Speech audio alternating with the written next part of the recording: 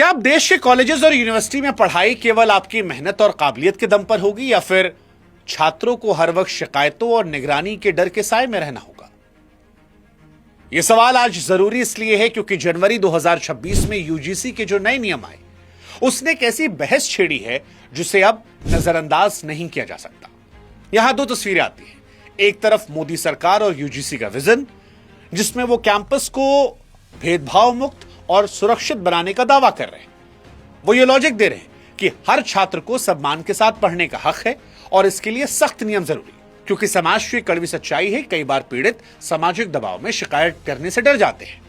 लेकिन इस डर को दूर करने के लिए जो उन्होंने नियम कानून बनाए, उसको लेकर एक दूसरा वर्ग है जो डर रहा है, और वो ये सवाल पूछ रहा है कि क्या मोदी जी सवर्ण होना उनके अस्तित्व के लिए अपराध मान लिया गया है? वो ये पूछ रहे हैं कि मोदी जी, ऐसा क्यों लग रहा है कि हमारे खिलाफ आप एक ऐसा कानूनी घेरा बना रहे हैं जहां पर अपनी बेगुनाही साबित करने का हमें मौका ही नहीं मिलेगा। अब मोदी सरकार ने डर को भगाने के लिए जो नियम बनाया, उससे पैदा हुआ डर यह साबित तो नहीं करता कि नियम गलत है। हालांकि यह चर्चा जरूर छिड़ता है कि क्या यूजीसी और मोदी सरकार के नियमों को और बेहतर बनाने की जरूरत है? क्या वाकई बराबरी के नाम पर एक ऐसी व्यवस्था तैयार की जा रही है जहां सवर्ण होना आज सवर्णों की सबसे बड़ी कमजोरी बन रहा है? देखिए, यह सवाल बड़ा महत्वपूर्ण है और सोशल मीडिया इन सवालों से पटा पड़ा है। लेकिन इस सवाल को समझने के लिए हमें पहले यूजीसी के नियमों को समझना पड़ेगा कि क्या और क्यों ये नियम लागू किए गए। तो यूजीसी के जो नियम है वो 13 जनवरी 2026 को सामने आते हैं। सरकार का कहना था कि इन्हें नई शिक्षा नीति के तहत लागू किया जाएगा ताकि पढ़ाई की जगहों पर सभी को बराबरी का मौका मिल सके। पिछले कुछ सालों में कैंपस के अंदर भेदभाव की जो खबरें आई, उन्हें देखते हुए सरकार यह महसूस करती है कि पुराने नियम काफी नहीं थे, और इसीलिए मोदी सरकार हर कॉलेज में खास सेंटर और कमेटी बनाना जरूरी कर रही है। अब नियम यहां पर यह कहते हैं कि अगर किसी छात्र को यह लगता है कि उसके साथ कोई गलत व्यवहार हुआ है, तो वो ऑनलाइन या फिर हेल्पलाइन के जरिए जाकर शिकायत कर सकता है, और कॉलेज को 15 से 30 दिनों के अंदर इसकी पूरी जांच करनी होगी। कुल मिलाकर कहें तो सरकार की नीयत यहां पर स्पष्ट तौर पर यह दिखती है कि एक ऐसा सिस्टम बनाया जाए जहां पर पिछड़े छात्रों को असुरक्षा महसूस ना हो। लेकिन उनके पिछड़े छात्रों को लेकर जो उनकी नीयत है, इसी की आड़ में सामान्य वर्ग जो है वो अपने लिए गहरी चिंता जाहिर कर रहा है। इस पूरे विवाद में सबसे बड़ी वजह वो बदलाव है जिससे पुराने नियमों की तुलना में काफी बदला गया है। साल 2012 के पुराने नियमों में एक प्रावधान था कि अगर कोई व्यक्ति जानबूझकर किसी पर भेदभाव का झूठा आरोप लगाता है तो शिकायत करने वाले को भी सजा दी जाएगी। अब यह एक तरीके का सुरक्षा कवच था ताकि जो नियम बनाए गए हैं उनका गलत इस्तेमाल ना किया जाए। लेकिन सवर्णों का जो डर है वो इसी बात को लेकर है क्योंकि 2026 के नए नियमों में इस सुरक्षा कवच को हटा दिया गया है। जानकारों का यह कहना है कि सरकार ने शायद ऐसा इसलिए किया ताकि असली पीड़ित रिपोर्ट करने से ना डरे, क्योंकि कई बार सजा के डर से लोग सच भी नहीं बोल पाते। लेकिन सवर्ण छात्र जो हैं वो यही डर रहे हैं। उनका डर यह है कि जब शिकायत करने वाले को पता है कि अगर उसका झूठ भी पकड़ा गया तो भी उसका कुछ नहीं बिगड़ेगा, तो फिर क्या यहां से सवर्णों के खिलाफ इसे हथियार के तौर पर इस्तेमाल नहीं किया जाएगा? क्या कई मामलों में इसका इस्तेमाल उन्हें डराने फंसाने के लिए नहीं किया जाएगा? और यह डर इसलिए भी बड़ा है क्योंकि जब किसी कानून में कोई चेक करने वाला रास्ता नहीं होता तो उसके गलत इस्तेमाल की संभावना हमेशा बनी रहती है। और इसीलिए सवर्ण कह रहे हैं कि क्या सवर्ण होना ही आज के दौर में सबसे बड़ा अपराध हो चुका है। इन नियमों की एक और चौंकाने वाली बात है इक्विटी स्क्वाड की तैनाती। सरकार इसे एक सुरक्षा टीम की तरह देखती है जो कैंपस की संवेदनशील जगहों पर नजर रखेगी ताकि कमजोर वर्ग के छात्रों को सुरक्षा दी जा सके। लेकिन छात्रों के बीच इसे अक्सर जासूसी के तौर पर महसूस किया जा रहा है। यूजीसी के मुताबिक ये स्क्वाड कैंपस में घूमते रहेंगे, निगरानी करेंगे। वो हॉस्टल, कैंटीन और बैठने की जगहों पर भी नजर रखेंगे। सामान्य वर्ग के छात्रों का डर यह है कि अप्रत्यक्ष भेदभाव जैसे धुंधले शब्दों के कारण उनके नॉर्मल व्यवहार को भी गलत तरीके से रिपोर्ट किया सकता है।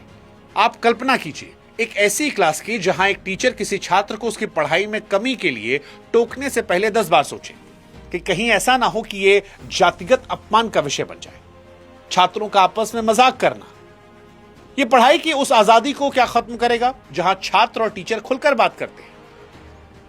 इन नियमों का एक और गहरा पक्ष है कि कॉलेज प्रशासन पर भी दबाव हो सकता है।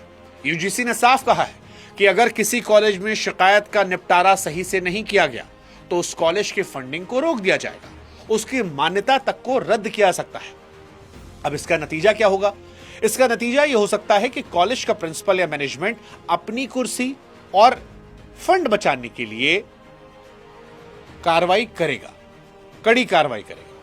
जब कॉलेज की साख पर बात आएगी तो प्रशासन कई बार न्याय करने के बजाय मामले को रफा दफा करने या शिकायतकर्ता को खुश करने की कोशिश कर सकता है। ऐसे में सवर्ण छात्रों का डर यह है कि उन्हें अपनी बात रखने का सरकार ने कोई मजबूत मौका दिया ही नहीं है। नियम यह भी कहते हैं कि शिकायत कहां करनी है, लेकिन यह नहीं बता पाते कि अगर कोई छात्र गलत फंसाया गया तो वो अपनी बेगुनाही कैसे साबित करे।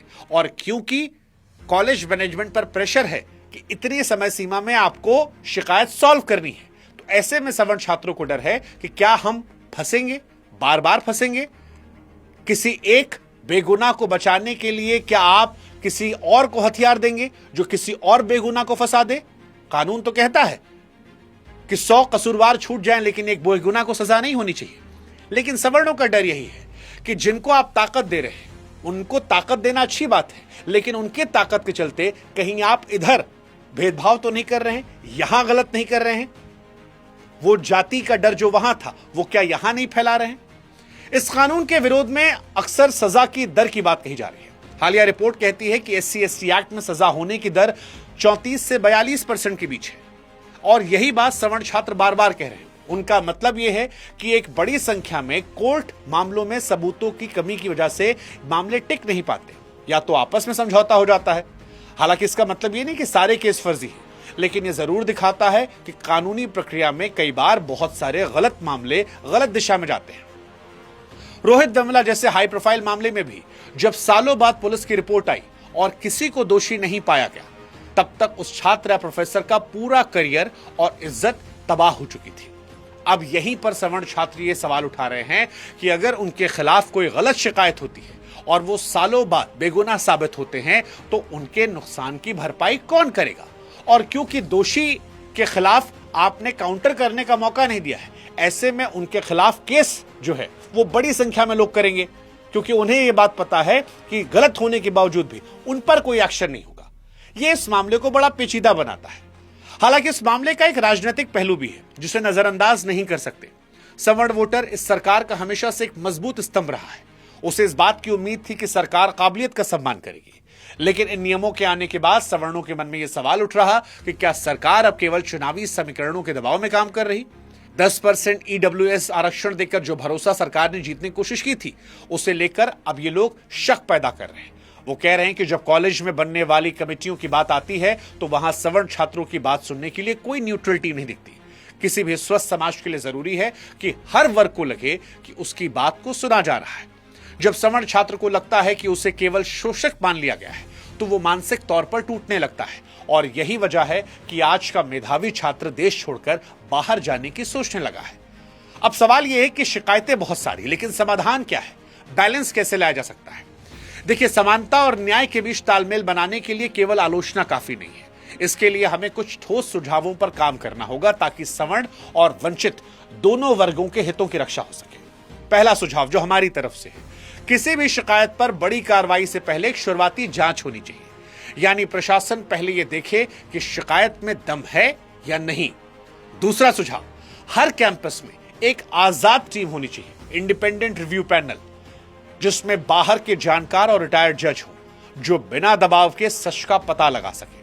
तीसरा सुझाव, कमेटी के ढांचे में बदलाव होना चाहिए। इसमें एक ऐसा न्यूट्रल सदस्य हो जिसका राजनीति से वास्ता ना हो और जो केवल सच के आधार पर फैसला दे। तब जाकर डर के लिए जो नियम बनाए गए हैं उनको लेकर डर जो दूसरे वर्ग में है वो खत्म हो जाएगा। और डेमोक्रेसी यही है कि सबका साथ हो, सबका विकास हो। एक का डर दूर करने के लिए दूसरे के मन में डर पैदा करना यह सच्ची डेमोक्रेसी नहीं है। बराबरी का मतलब किसी एक वर्ग को डराना नहीं, बल्कि सबको साथ लेकर चलना है। भेदभाव को मिटाना है, जरूर मिटाइए, हर हाल में जरूरी है। इसके लिए सख्त नियम होने चाहिए क्योंकि असली पीड़ितों को न्याय मिलना चाहिए। लेकिन न्याय भी वही है जो सबके लिए एक समान हो। यूजीसी को इन नियमों में वो बैलेंस लाना होगा जिससे किसी मासूम को बेवजह फंसाया ना जा सके। ये डर ये साबित नहीं करता कि नियम गलत हैं, बल्कि ये कि उन्हें और बेहतर बनाने की जरूरत है। यदि हम एक तरफा भेदभाव मिटाने की बात करते हैं और दूसरी तरफ एक वर्ग को उस डर के साए में ढकेलते हैं, तो ये न्याय नहीं बल्कि अन्याय होगा। विकसित भारत का सपना तभी पूरा होगा जब हर छात्र बिना किसी भेदभाव और बिना किसी डर के अपनी काबिलियत का लोहा बनवा सकेगा। और इसीलिए जो सुझाव हमने दिए हैं, उम्मीद करते हैं कि इन सुझावों पर आप भी इस वीडियो को बढ़ चढ़कर शेयर कर उन लोगों तक पहुंचाएंगे ताकि न्याय जो है उसमें बराबरी हो सके। जाते जाते एक छोटी सी गुजारिश हमारी आप सभी से कि आप हमारे व्हाट्सएप चैनल से जरूर जुड़ जाइए ताकि हमारा आपका रिश्ता और थोड़ा मजबूत हो और जो ये वीडियोस हम आपके लिए बनाते हैं ये हम आपको सीधे भेज सके, आपको इंतजार ना करना पड़े। वहां हम आपके सुझाव भी लेते रहेंगे और आप किसी खास मुद्दे पर चाहेंगे कि हम वीडियोस बनाएं तो पूरी ईमानदारी से, निष्पक्षता से वहां पर भी इन विषयों को हम उठाते रहेंगे। फिलहाल इस विषय को लेकर आप क्या सोचते हैं? क्या एक वर्ग के डर हटाने के लिए सरकार दूसरे वर्ग के मन में जो डर पैदा कर रही है वो नियम सही है, या आपको लग रहा है इससे कुछ उलट? जो भी आपकी सोच है आप कमेंट सेक्शन में पूरी ईमानदारी से लिखिए। बस ये सोचकर मत लिखिएगा कि वो आपके सरनेम को सूट करता है या नहीं करता है, क्योंकि न्याय सरनेम देखकर नहीं देखा जाता। और इसीलिए हम उम्मीद करते हैं कि जिस निष्पक्षता से हम कोशिश करते हैं उस निष्पक्षता, ईमानदारी से आप भी कमेंट सेक्शन में कोशिश करेंगे। बाकी इस विषय पर आपकी सोच कमेंट सेक्शन में हम पढ़ते हैं और जब इस वीडियो पर कोई अपडेट होगा तो आप तक हम जरूर पहुंचाएंगे। जय हिंद, जय भारत, नमस्कार।